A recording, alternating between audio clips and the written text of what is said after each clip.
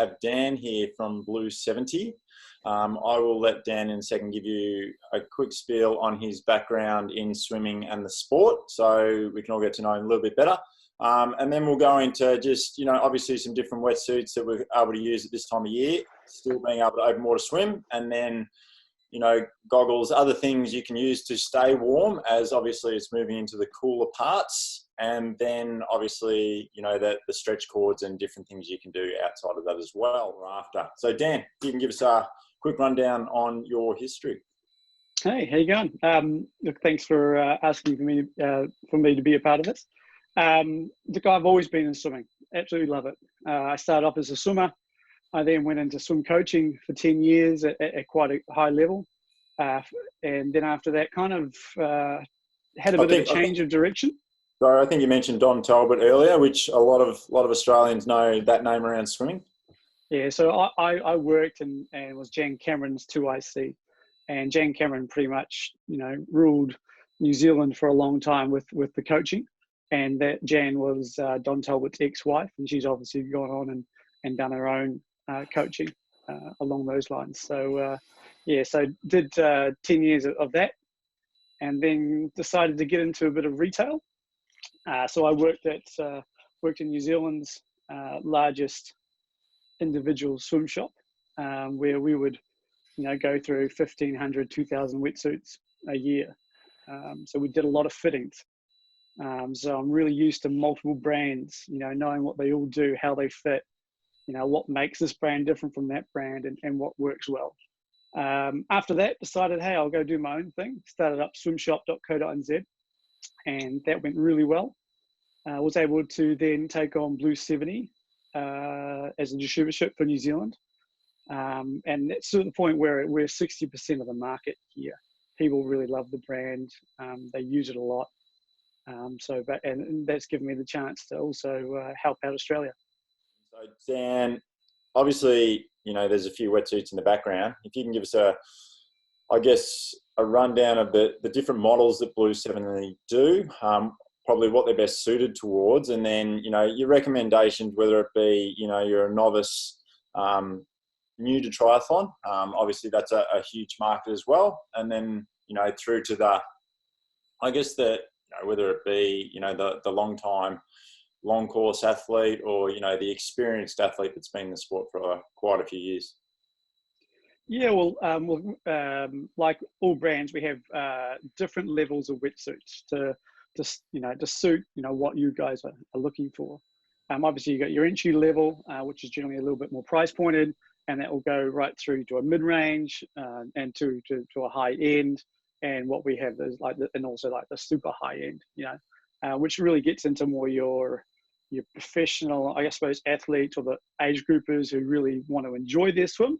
It's kind of like a nice car. You don't have to be a race, car driver to have a nice car, but if you want to have a nice ride all the time, so then that's your option. Otherwise, if you're price pointed, then you can start at your entry level. Our entry level is it will do the job really well. It's like 1.5 mils in the arms. It's got really good basic flexibility, 4 mils in the chest.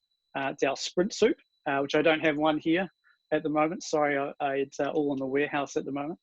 And then we'll go up to the Fusion. And what happens is, as you generally, and it's not with all brands, but generally, as you go through the levels, you'll get more buoyancy.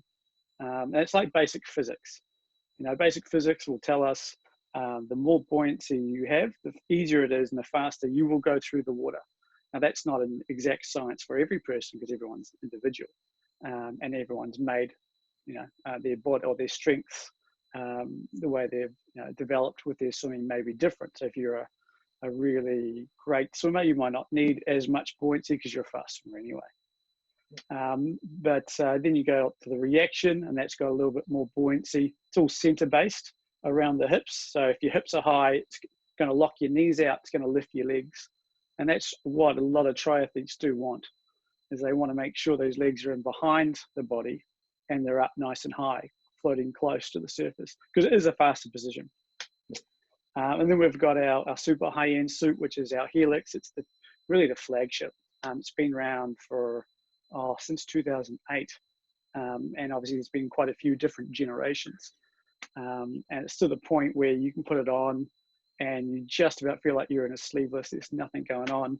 I'm actually lucky enough to be working with headquarters over in the States, and we're looking at the new one being developed, and I can tell you, it is insane. It should be really, really exciting. I can't wait to bring it to you. Okay, Dan, with the differences in the wetsuit, obviously, you know, a lot of triathletes just relate it to buoyancy in the water.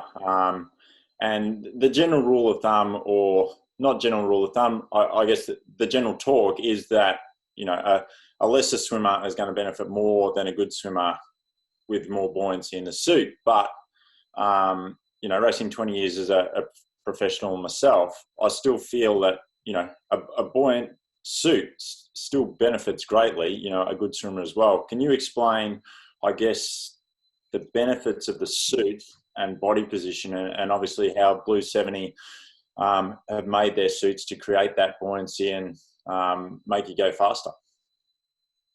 But if they chose a more buoyant suit, because you use basic physics, now they might not like that, but that's where the coaching becomes involved. And you should be, well, I believe, my opinion is you should be coaching your athletes to be able to get strong through the core and hold that buoyancy. Because what your most common issue that you hear is, oh, I can't kick, right? And the reality is, you want to kick so you get some traction in the water, so you get the power out of your core rotation. And over those longer distances, you're not going to kick that much. So it's all about getting the core strong so you can use it with your legs, and balancing your body high on the water. The lower you are, the slower you will swim. Now, you might be a really good swimmer, you've done swimming for ages, and that's going to help. You'll get away with it for a while. But if you had the same swimmer, this is my belief, if you have the same swimmer, one is obviously really strong through the core, they're going to swim faster with the buoyancy. I love Swimrun, and so I've been doing it around here, so a bit of Brecker and all that. It's like 40 kilometers, you know, jumping from island to island. So we wear wetsuits when we do it. And of course, everyone wants to wear their pool boys. And thought, well, my shoes are really heavy. I want my shoes out of the water. And as soon as I did that, I had no power in my arms. Couldn't go anywhere because my core was disconnected because my legs were too high. Yeah.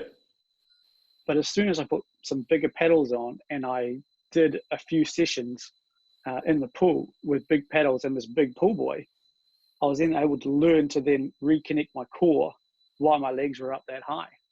Yeah. And then I started flying. Once I got strong, I started flying in the water.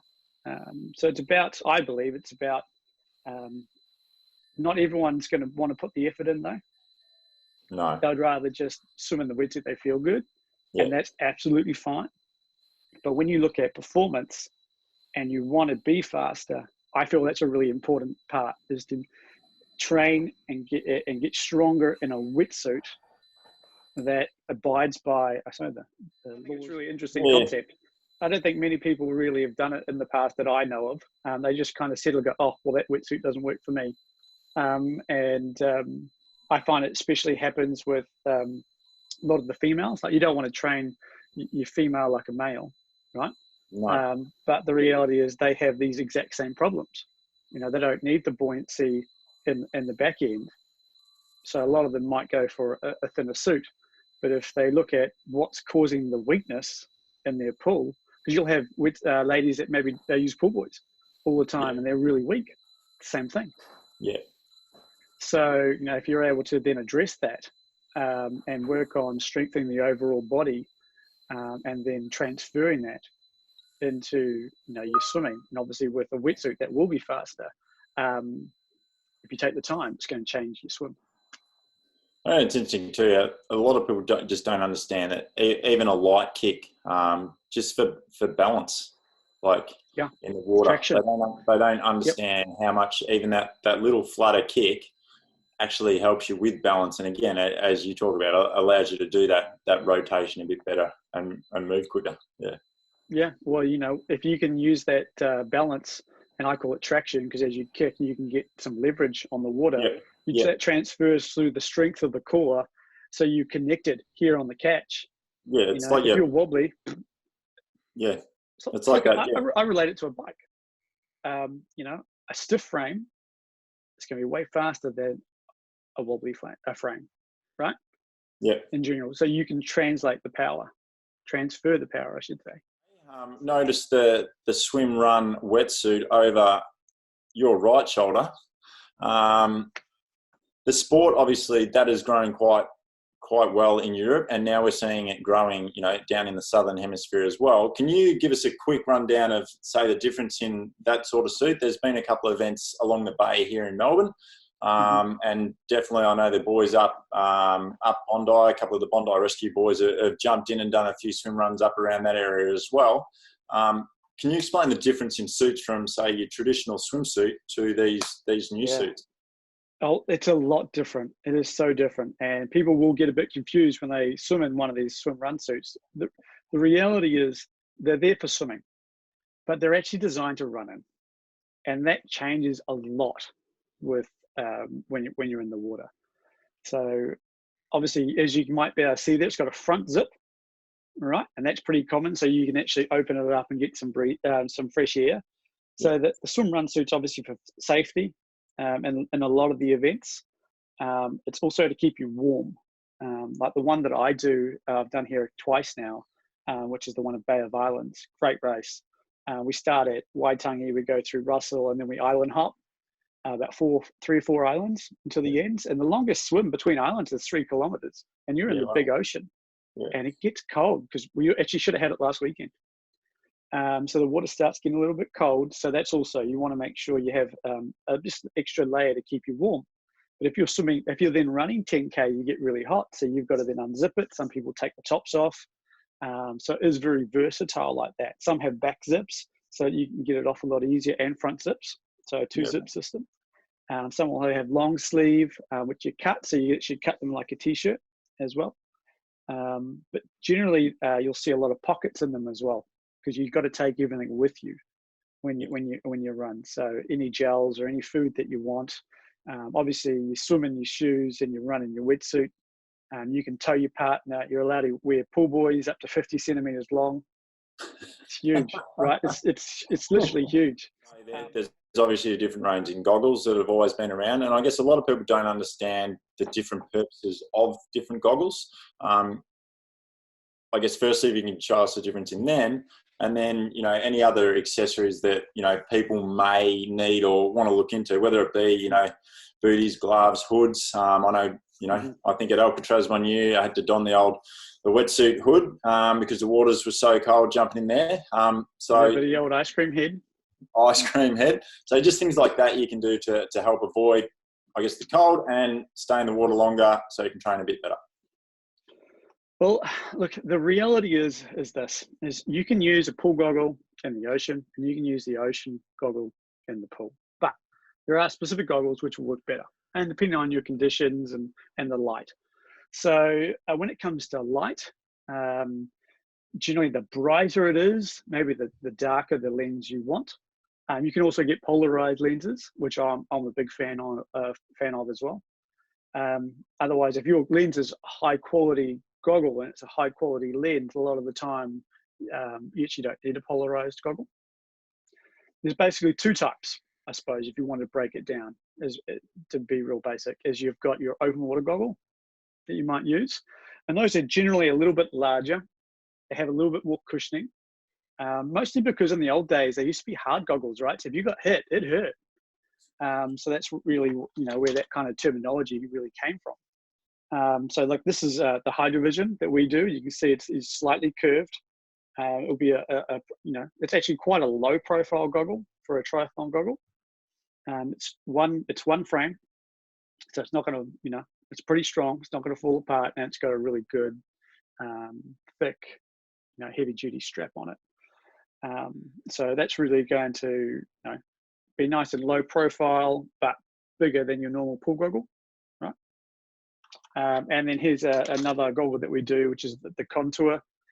This is a pool goggle. You see it flat across the lens. All right, it's got an adjustable nose piece here, and it's got a split strap. Okay. Personally, I actually use this in the open water because it fits me better. Yep. You know, might not fit everyone. When it comes, go back to the lenses. You know, you might want like an orange lens or a clear lens in low light, or maybe even a light blue lens. And then you can also look at a mirrored lens for when it's really bright, or smoke. If it's really, really bright, you can look at a polarized lens, and it just takes the glare off. But you can also get some goggles with transition lenses. Not personally my favorite, because you know obviously they start clear and get darker, but for me they never get dark fast enough. I prefer just to start with a smoke or a mirror, my personal preference. Yeah. And so yeah, so basically, you know, check what light conditions that you'll need them for. You might have 2 goggles. I always suggest warm up in 1 goggle, and then have a racing pair. What you'll find is in warm up, you know, people will get smudges, fingerprints all over their goggles, and you go put it on for the race, and you're like, oh, can't see anything. So always keep a good pair of goggles, I think, for the race. Fitting the goggle, yeah. I think, you know, it's one of those things that's, I guess, underrated. Everyone assumes it's like one of those basic things, like, yeah, I can do it. So yeah, you know, here we are. Well, I find it really interesting because I fit goggles all the time. And you know what, people just kind of like put them on the face and they go, yeah, I'll do the job kind of thing. And the reality is that kind of method's like 30 years old. That's what they used to do 30 years ago. And goggles have changed. You know, a lot of the time they're wrapped around the head. So I believe it's really important to put the strap on. You put the strap on, that's how the goggle's actually going to fit on your face. And then you look for a seal. So for example, what I'll do is I put the goggles on, make sure the strap is comfortable, not too tight. And what I say is pull it away from the face, open your eyes like you're surprised. And you lay it inside the eye socket, nice and relaxed, okay? And you give it a gentle squeeze. And generally you want to just squeeze it here and here, and then you'll start getting the suction. If I can get really close, you might even hear it. Oh, yeah. Oh, hear that? I'm not sure. So that's what you want. Oh, he's all messed up. But you want to make sure you got that seal, and the seal's got to be firm, but it needs to be comfortable, right? Because if you don't have a really nice firm seal, you're going to get water in the goggles. You can't see where you're going, and there's nothing worse than getting water in your goggles and then having to swim into the sun, right? It's horrible. Yeah. So get a good seal and make sure it's a comfortable goggle. There's heaps of goggles on the market. Not everyone's the same. Even though goggles are getting better these days to fit more faces and more shapes, generally goggles are symmetrical and faces aren't. So you got to make sure you get the right one for you. Outside of, for the rest of the open water, the extremities, obviously, you know, the fingers, the toes, the heads can get a little bit chilly out there. We're all nice and snug in our weddy. What sort of things, you know, say, for example, here in Melbourne, similar temps to you there in NZ. The bay is starting to get a bit cooler out there. What can athletes do to, you know, stay a bit warmer so they're able to stay in the water a bit longer and get those sessions done? I tell you, I love winter swimming. I love winter swimming more than summer swimming. Generally, the water is so much clearer, and you kind of get that kind of like euphoria after the swim. It's really good. So I try and do as much as I can. We get down to 11 degrees here last winter, and I swam all the way through twice a week. And how I did that is, well, first of all, I'll wear a normal wetsuit until it gets a little bit colder. And then obviously I'm lucky enough to have a couple of wetsuits. So when it got down to about 16 degrees, I started using my thermal wetsuit. And basically the thermal wetsuit is the same as one of our other suits, the reaction. So we call it the thermal reaction. The difference is it's got this thermal lining on the inside. I'm not sure if you can see that, but it's really fluffy, really nice to wear. So I'll wear that. And then when it gets down to about 15, I'll throw a skull cap on. We got a thermal skull cap, which is what I just showed you here. It has that thermal lining in there, and that helps just keep some of that ice cream head off. And then the next step, when it gets a bit colder, I'll throw some boots on. So you don't have to get all this at once. You know, as it gets colder, you kind of like progress and add to it. You know, you might stop, you know, once it gets too cold for you. So then we get some booties. So the booties is probably the second thing you want. So it's skull cap, then booties. And then if you're really cold, generally if you're like a really small female, you've got tiny hands, then you want to make sure you get some gloves as well. So the booties, they'll be the same, right? And they'll cover, basically the bottom of the wetsuit will go here, so it fully covers you. You'll see these things, these have the lining on the inside as well. And the gloves, because we try to make them a lot thinner. You don't want to be carrying this big, heavy neoprene. We've got this 1 mil neoprene with a titanium lining. It's not quite as warm as thermal, but you don't have to carry those heavy weights. You can understand if you started doing winter swimming and you had this big, heavy glove on, you could get an injury, right? Yep. If you start overloading it too much, like big paddles too often, same thing. So that's what they're designed for, thin and to keep as much warmth as you can. What sort of, I guess, bands or stretch cords or, swim cords would you recommend people doing for this time of year? And then obviously with your background, we discussed about people jumping in too much, and you don't just sub out a swim session and sub in an hour and a half long, swim cord session, or you're going to have some rotator cuff problems pretty quickly. So one, what are the options out there? Or, what do you guys do? And then two, what do you recommend people do? Well, look, there's a lot of cords out there, and I know maybe I'm a bit old school, but I prefer the ones that have the paddles on them, and I'll stick to a lot of the basic strokes now, especially for a triathlete. So stretch cords, I think, should be part of your kit because they're so universal. How many times have you rocked on up to a race? It's too cold to warm up, right? What do? Well, you could go for a run, but if you don't warm those arms up, at 400 meters, you're going to get that lactate feeling again. Yep. So I think it's a pair that most people should have. But these are the ones I like. So they're the ones with paddles. Okay, you can hook them up. And the other reason why I really like these ones is they're so universal. You can take them everywhere because they'll fit inside the door. I'm not sure if you can see that. You just put them in the door, close the door, and that locks it in. So you can do it in your hotel, your motel, going to a race if you need to, or obviously while we're in lockdown. Yep. Always best is to start less is more, right? Like you said, you don't want to be getting injuries. And what I find is people generally buy the strength too hard for them. So the yellow is generally known as a light cord. You can get a lighter one, which is gray, and there's like a medium, which could be green or red. It kind of depends on the brand. So you want to look at the description on the website when you're buying them. And then blue is always like hard stuff. And the way I determine it is most people are yellow. Most people are light. Even I will use yellow. I'm a pretty good swimmer. I'm okay. I can swim constantly 115 or 120, 2100s. That's what I like. I like some really good endurance work like that. And I will do, what I've been doing this week is starting off light, 6 times 1 minute with the yellow cords.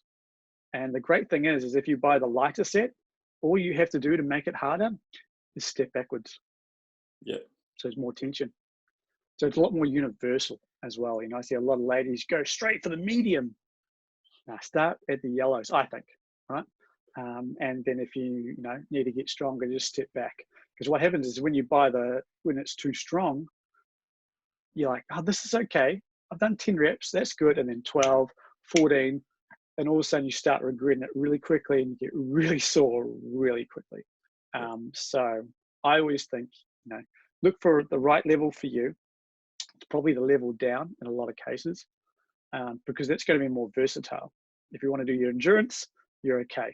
So 10 times 1 minute, depends on how you do it. Also, you can use it for technique, as you know. So you're breaking down the stroke and doing it. It's a lot easier to do the technique on the easier ones than the hard ones. And also much better for your prehab and your rehab work. So you're not going to get injuries. You can, do like kind of all the dialer band stuff with them because it is easy enough to do it like that. And if you want to work a bit of power, just use your feet, walk backwards a bit, and you're definitely going to have a good workout. Yeah, I think that from I guess coaching perspective, and dealing with athletes and recommending things to other athletes, that's one of the biggest key points and takeaways, which you were very quick to mention is, everyone jumps to that high. I think it's nearly like that testosterone thing in the gym where, as you said, you don't need to be there. And to simply make it more difficult, take 2 or 3 steps back and you'll actually see, how much of a difference it makes. I've seen a lot of swimmers, because obviously that's a lot of my background as well, is they go straight to that medium one. They do their one set and then they put them back in the closet and they don't use them ever again. Yep. Right. And I think the other thing too, just thinking is, like, as you mentioned, it should be something that's in everyone's kit. And again, totally agree where, you go to a race. We had a race in Devonport, Tasmania, Australian titles with the juniors. They weren't allowed swim warm-ups. Flip side of thing too, you take it to an Ironman event is, if you're not in that first wave, you do a swim warm-up and then you're standing around in your corral for another, 20 plus minutes, the body's going to cool down again. Whereas if, you can stand in your corral, hook it up to the fence or a post or, and keep those muscles active and warm, when it's your time to hit the water, you're ready to hit the water. So, 100% agree with you there that it's something that should be in everyone's, it's a necessity in their travel kit bag. I guess to wrap it up, thank you very much for your time. Information has been valuable from, buoyancy fits in suits to, to, as we discussed, a simple fitting of goggles, completely through to, some dry land exercises and activities you can do as well, which follows on great from the discussions we had in the previous video. We'll put Dan's info and link to the bottom. So any questions, anything you want to look at in terms of Blueseventy products, everything else, you'll be able to get in contact with him. If not, you can harass me through Triathlon Victoria. Dan, again, thank you for your time. Look forward to seeing you out and about once we're allowed to get out and about again. No, thank you. Look, I'm not sure if you can tell, but I just light up. I love talking about wetsuits and helping people with this swimming. So look, just get in touch. If you want to know something, yell out. And I'll do my best to make sure you get the right advice for what you need.